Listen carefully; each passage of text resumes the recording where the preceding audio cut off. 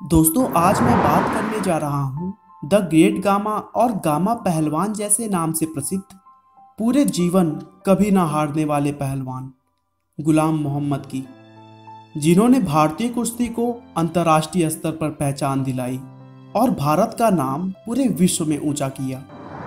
दोस्तों सबसे दिलचस्प बात कि लगभग 52 साल के कैरियर में गामा को कोई भी नहीं हरा सका। वे एक दिन में 1000 पुशअप लगाते थे और उनकी डाइट को सुनकर तो आप हैरान ही रह जाएंगे। गामा हर दिन 6 देसी चिकन, 15 लीटर दूध, आधा किलो घी और आधा किलो बादाम लेते थे। दोस्तों अपने पहलवानी के दौर में गामा की उपलब्धियां इतनी अविश्वसनीय थी कि आजकल के लोगों को विश्वास ही नहीं होता है कि गामा जैसा पहलवान वास्तव में कभी हुए थे।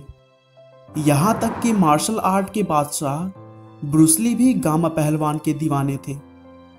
दोस्तों बता दूं कि कुछ महीनों पहले मैंने ब्रूस ली के जीवन पर एक वीडियो बनाई थी और तब मैंने इस बात का जिक्र किया था, जिसके बाद से ही लगातार मुझे गामा पहलवान को लेकर वीडियो बनाने का रिक्वेस्ट आ रहा था और आप लोगों के ही डिमांड पर मैं आज का यह वीडियो बना रहा हूँ। तो चलिए दोस्तों इस महान हस्ती के लाइफ को हम शुरू से जानते हैं। गामा पहलवान का जन्म 22 मई 1878 को पंजाब के अमृतसर में हुआ था। उनके पिता का नाम मोहम्मद अजीज था, जो कि एक प्रसिद्ध पेशेवर पहलवान थे।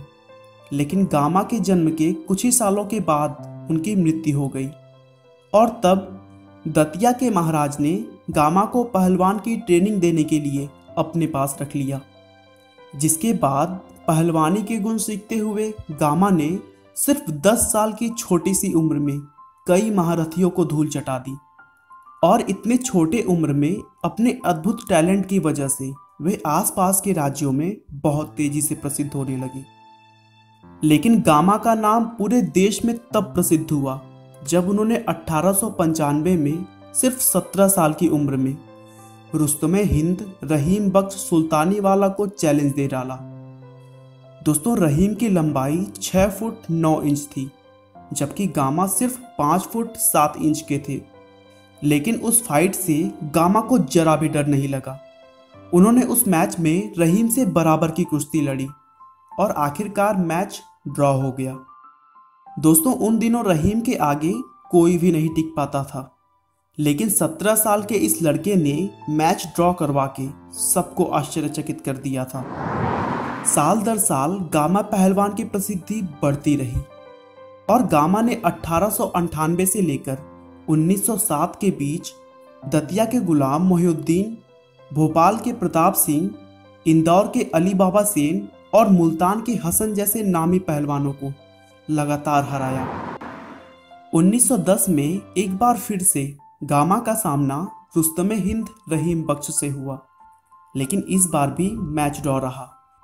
अब तक गामा एक ऐसे पहलवान बन चुके थे जिन्हें रिंग में कोई भी नहीं हरा सका था। भारत में अजेय रहने के बाद गामा ब्रिटेन गए और वहां जाकर उन्होंने विदेशी पहलवानों को धूल चटाने का मन बनाया, लेकिन लंबाई कम होने की वजह से उन्हें वेस्टर्न फाइटिंग में शामिल नहीं किया गया। इस बात का गामा को बहुत दुख हुआ और उन्होंने वहां के सबसे बड़े पहलवान स्टैनिस्लॉस ज़बिस्को को खुली चुनौती दे डाली। वर्ल्ड चैंपियन स्टैनिस्लॉस ने भी गामा के दिए हुए चुनौती को स्वीकार कर ली और आखिरकार 10 सितंबर 1910 को उनकी फाइट हुई। 2 घंटे 35 मिनट तक वह फाइट चलने के बाद उसका कुछ भी नतीजा नहीं निकला और मैच ड्रॉ रहा। मैच दोबारा 19 सितंबर को होना तय हुआ, लेकिन ज़बिस्को मैच में आने की हिम्मत ही नहीं जुटा पाया और इस तरह गामा वर्ल्ड हैवीवेट चैंपियन बनने वाले पहले भारतीय पहलवान बन गए। 1911 में इंग्लैंड से लौटने के बाद गामा का सामना फिर से रहीम बख्श से हुआ, लेकिन इस बार मैच ड्रॉ नहीं हुआ। इस फाइट में गामा ने रहीम को बहुत बुरी तरह से परास्त कर दिया और इस जीत के साथ ही गामा के नाम के सामने रुस्तमे हिंद का सम्मान जुड़ गया। आखिरकार 1927 में गामा ने आखिरी फाइट लड़ी और उन्होंने स्वीडन के पहलवान जेस पीटरसन को हराकर खामोशी से इस खेल को हमेशा के लिए अलविदा कह दिया। 1947 में भारत पाकिस्तान बंटवारे के बाद गामा पाकिस्तान में बस गए और वहीं पर लंबी बीमारी झेलते हुए 1963 में उनकी मृत्यु हो गई। दोस्तों, बॉडी बिल्डिंग के लिए आजकल के समय में भले ही बहुत सारी मशीनें आ रही हैं, लेकिन गामा पहलवान ने पत्थरों से बनाए हुए डंबल, हंसली और गोला के प्रयोग से अपनी बॉडी बनाई थी और उनके द्वारा यूज किया जाने वाला सामान आज भी पटियाला के national institute of sports museum में सुरक्षित रखा गया है।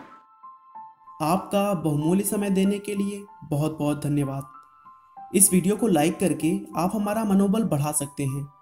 दोस्तों, अगर आप हमारे वीडियो को मिस नहीं करना चाहते तो कृपया चैनल को सब्सक्राइब कर लें। आपको यह कहानी कैसी लगी हमें कमेंट करके ज़रूर बताएं। धन्यवाद।